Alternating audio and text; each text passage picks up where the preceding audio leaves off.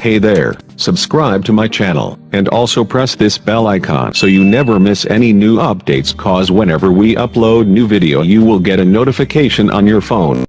The test is in 4-part, Part 1, Part 2, Part 3, and Part 4. Now look at Part 1. Part 1. You will hear a conversation between two students about buying a used car. First, you have some time to look at questions 1 to 6.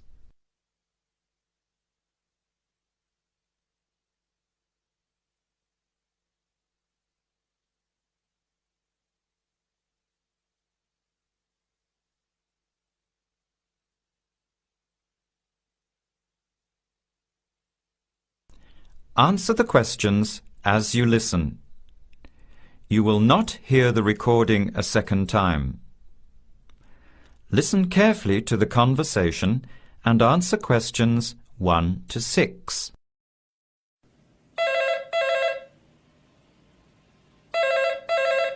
Hello. Hello. Can I speak to Eleanor, please? This is Eleanor speaking. Hi. My name is Jan. I'm calling about the car that was advertised on the notice board in the Student Union building. Is it still for sale? Yes, it is. Your ad says it's a 1985 Celica, in good condition. It's old, but it has been well looked after. My family has had the car for 10 years. I'm just the third owner and my mother had it before me, so we know its history. We've got all the receipts and records. It's had regular maintenance and the brakes were done last year. It runs really well but looks its age. Why are you selling it, by the way? Well, I'm going overseas next month to study. I'll be away for at least 2 years, so I have to sell it. Unfortunately, it's been a good car. You want $1,500, is that right? I was asking $2,000, but since I need to sell it quickly, I've reduced the price. Would you like to come and take it for a drive? I don't live far from the university. Yes, I'd like to have a look. What time would suit you? Any time this evening is fine. Well, I finish classes at 6 o'clock. How about straight after that? Say 6:30? Great, I'll give you directions. When you leave the main gate of the university, turn left on South Road and keep going until you get to the Grand Cinema. Take the first right, that's Princess Street. I'm at number 88 on the right. So it's 80 Princess Street? No, it's 88 Princess Street and the suburb is Parkwood. You'll see the car parked in front. It's the red one with the for sale sign on it. OK, thanks Eleanor. I'll see you later. Bye. Before you hear the rest of the conversation, you have some time to look at questions 7 to 10.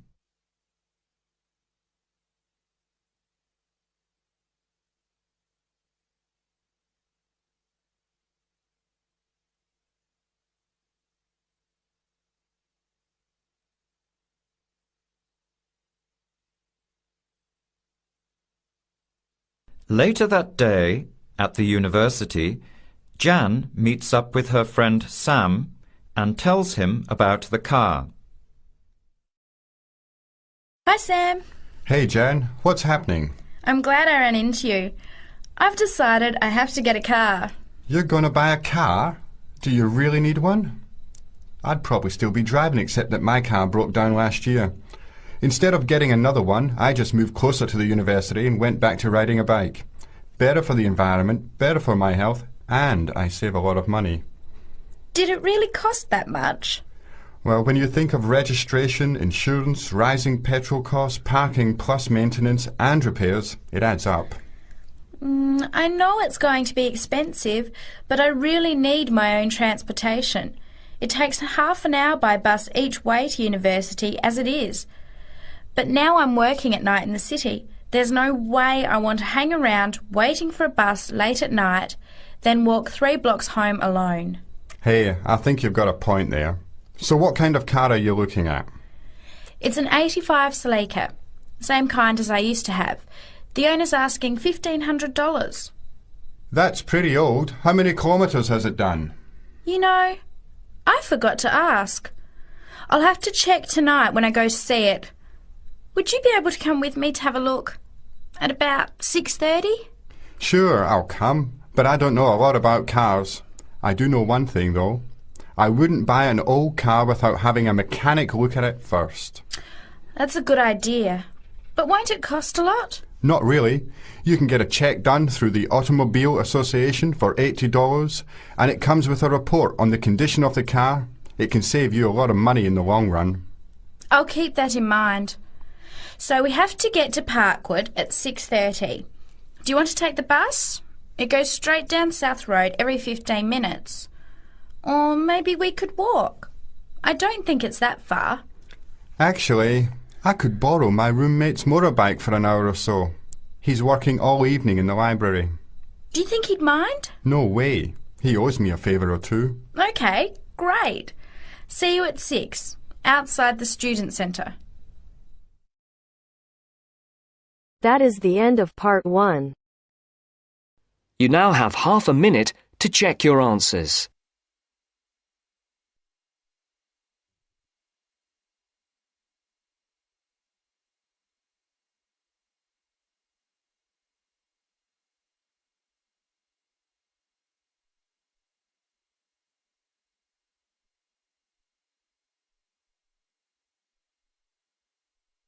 Now turns to part 2.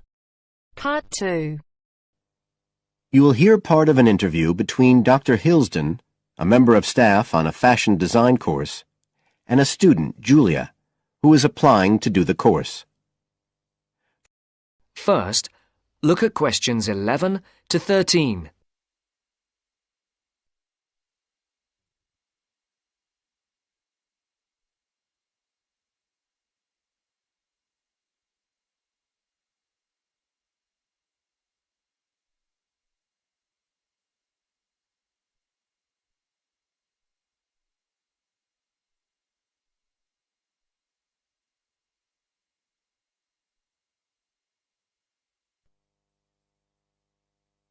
Right, Julia. So, from your CV and portfolio, and what you've already told me, you seem to be very much the sort of person we're looking for on the postgraduate course. So tell me, you finished your fashion design course in London 4 years ago. Did you think of carrying straight on and doing a higher degree at the time? Yes, but there were financial pressures. So I ended up working in the retail industry, as you can see from my CV. And actually it was a very useful experience. In what way? Well, I was lucky to get the job with Fashion Now. They're a big store. And one of my priorities was to get as much experience as possible in different areas. So that was good because I had the chance to work in lots of different departments. And having direct contact with the customers meant I was able to see how they reacted to innovation, to new fashion ideas. Because with Fashion Now, a designer might show something in New York or Milan, and there'll be something similar in the shop within weeks. So that was probably the most useful thing for me. Right. And so what's made you decide to do a postgraduate course now? Well, while I enjoyed working at Fashion Now, and I learned a lot there, I felt, well, the way forward would have been to develop my managerial skills, rather than my skills in fashion design, and I'm not sure that's what I want to do. Yes. When I was doing my degree in London, I'd been interested in women's wear, but I know that there's been a lot of work done in areas like new fabric construction.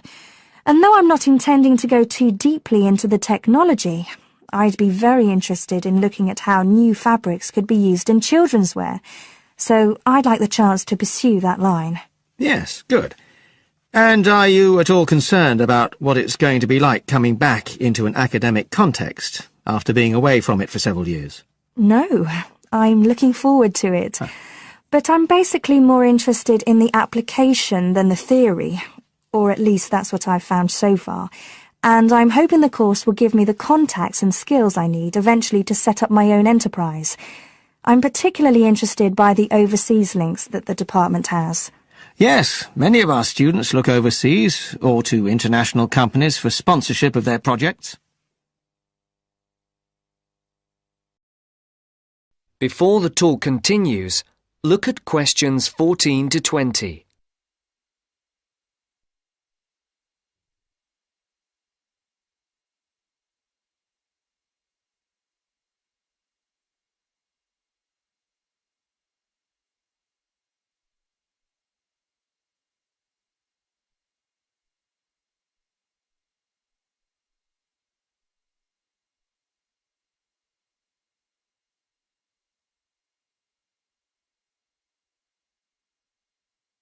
As you listen to the second part of the talk, answer the questions.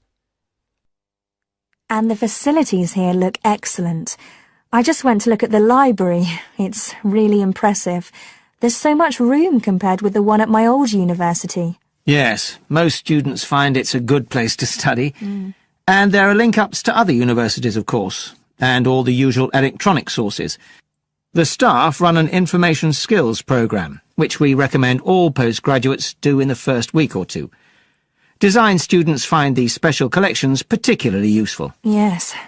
Then we have a separate computer centre, which has its own academic coordinator, Tim Spender.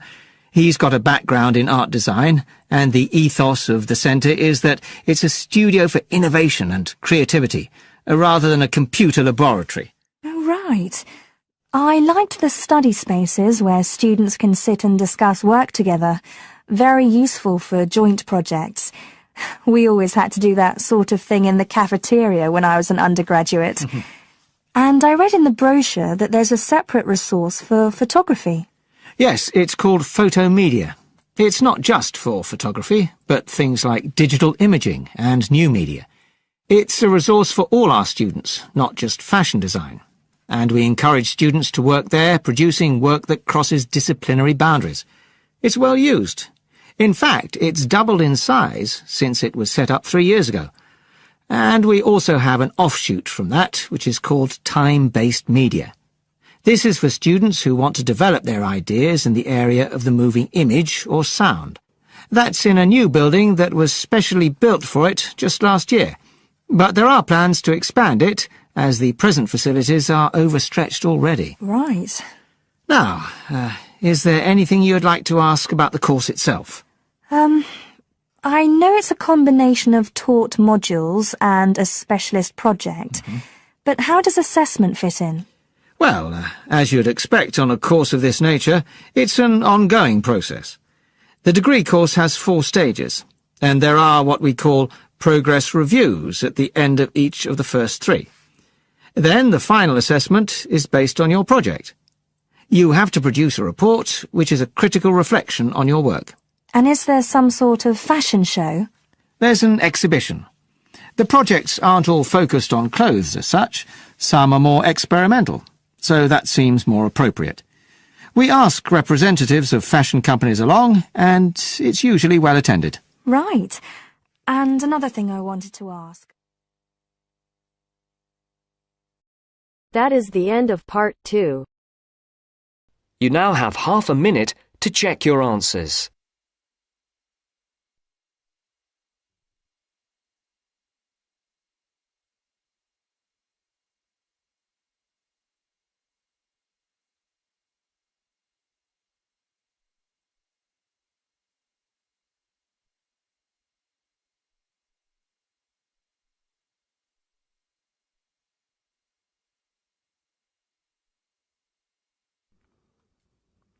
Now turn to Section 3.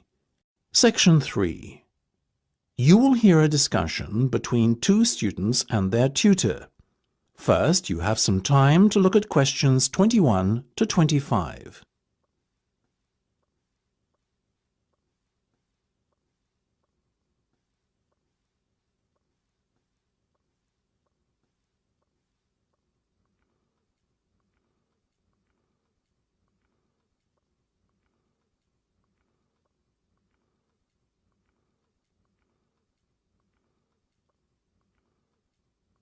Now listen carefully and answer questions 21 to 25.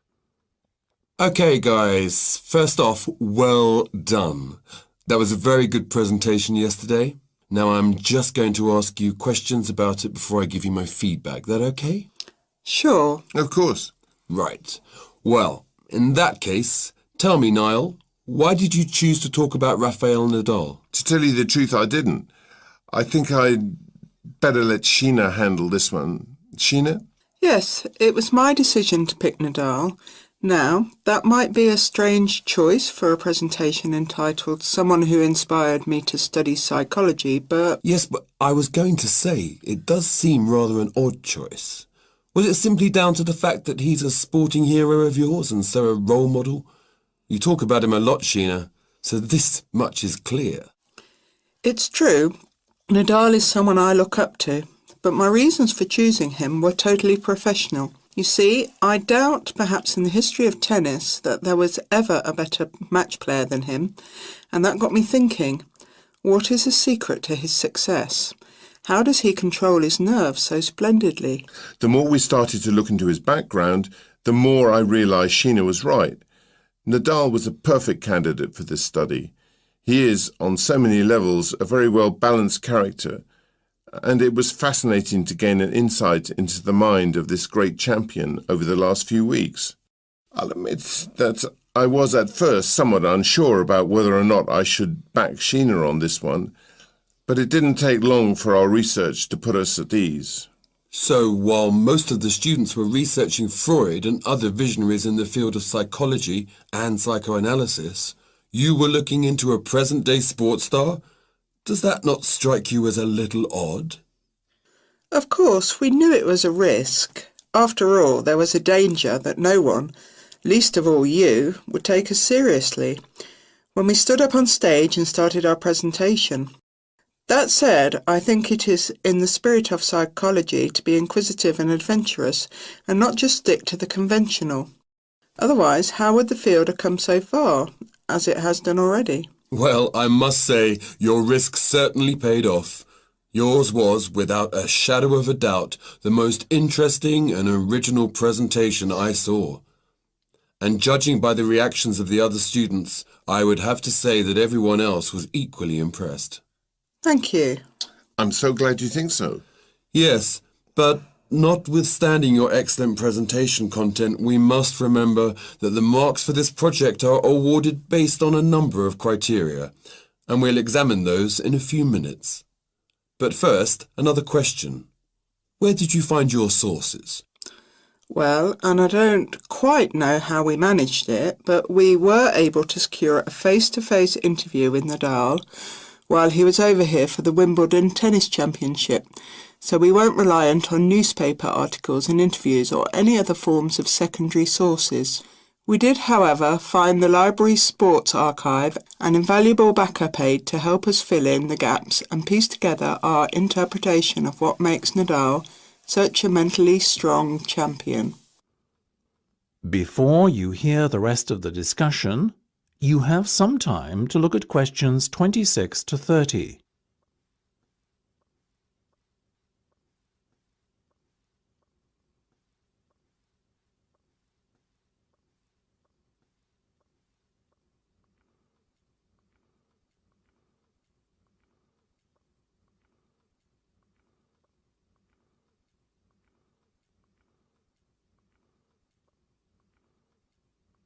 Now listen and answer questions 26 to 30. Okay. Well, as I said, congratulations again for your excellent work. Now it's time for my feedback. The first area where marks were awarded is in your use of equipment.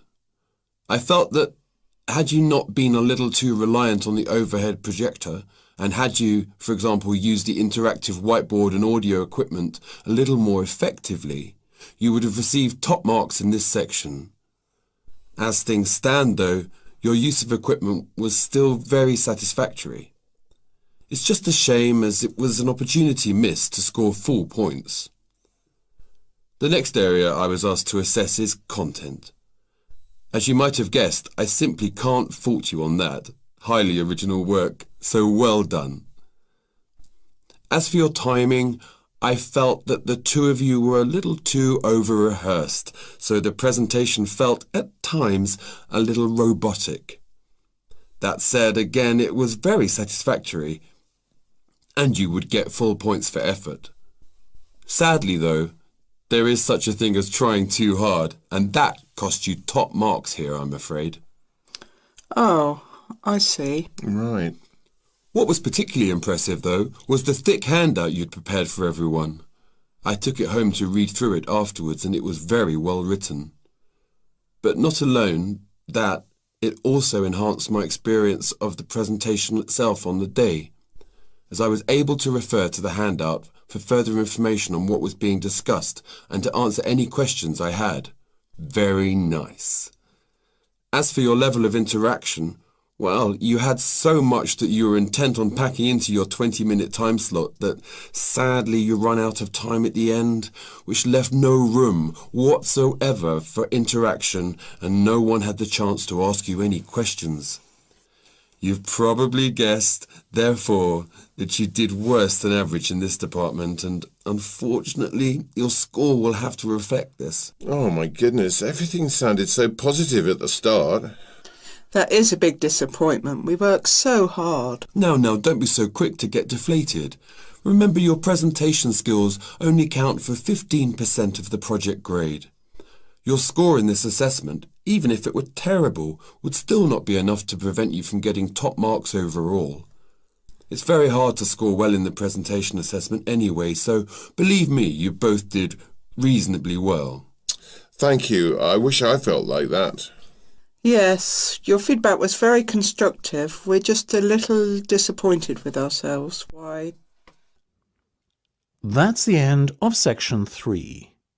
You have half a minute to check your answers.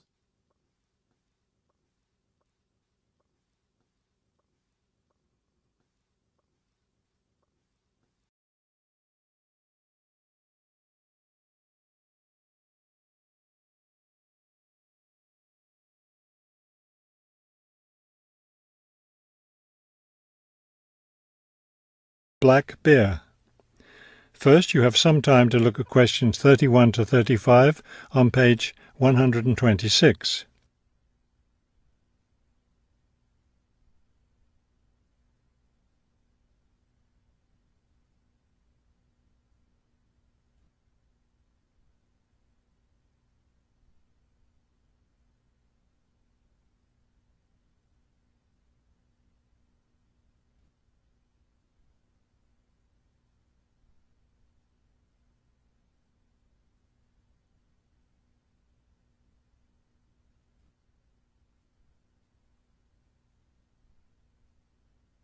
Now listen carefully and answer questions 31 to 35.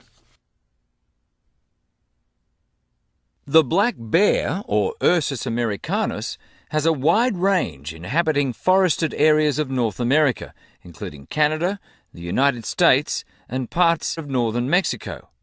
Black bears are omnivores, getting their nutrition from a wide variety of plants and animals. The particular foods any one bear eats depends on what's available in the area where that bear lives, as well as on the season of the year. Generally speaking, plant foods make up 90% of the bear's diet. The rest of its meals consist of animal foods, such as insects and fish. Bears have a relatively long gestation period. Mating takes place in the spring or early summer, but bear cubs aren't born until the following winter.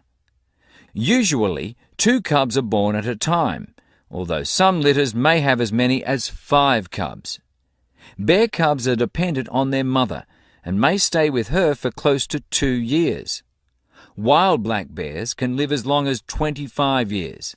They've lived for as long as 30 years or more in captivity. Before you hear the rest of the talk, you have some time to look at questions 36 to 40 on page 126.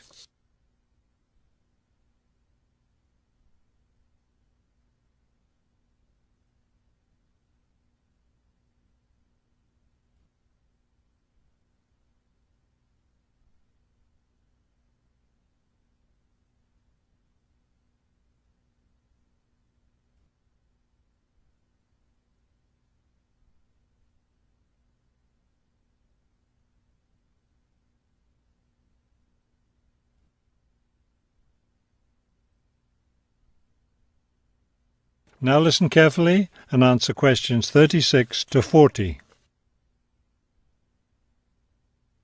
Much of the black bear's range coincides with the range of its close cousin, the grizzly bear.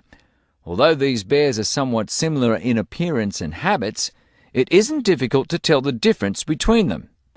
Colour isn't necessarily a distinguishing characteristic, as both species of bears occur in a range of colours from almost blonde to dark brown or black. Many black bears, however, have a patch of fur on their chests that's lighter in colour than the rest of their fur. Grizzly bears don't have this patch. Size isn't always a distinguishing feature either, although grizzly bears are usually heavier with an average weight of 225 kilos. Black bears average 140 kilos in weight. Grizzly bears spend time digging in the ground for roots and tubers that make up part of their diet. The large muscles they need for this give them a distinct shoulder hump. This hump is absent in black bears, which don't do the same kind of digging. The shape of the face and ears is also different in each species of bear. Grizzly bears have a depression between the eyes and nose, and short, round ears. Black bears, on the other hand, have a straighter profile and longer, more pointed ears. Grizzly bears are known for their fearsome, long, sharp claws. Black bears have shorter claws, which are better suited for climbing trees. That is the end of section 4. You now have half a minute to check your answers.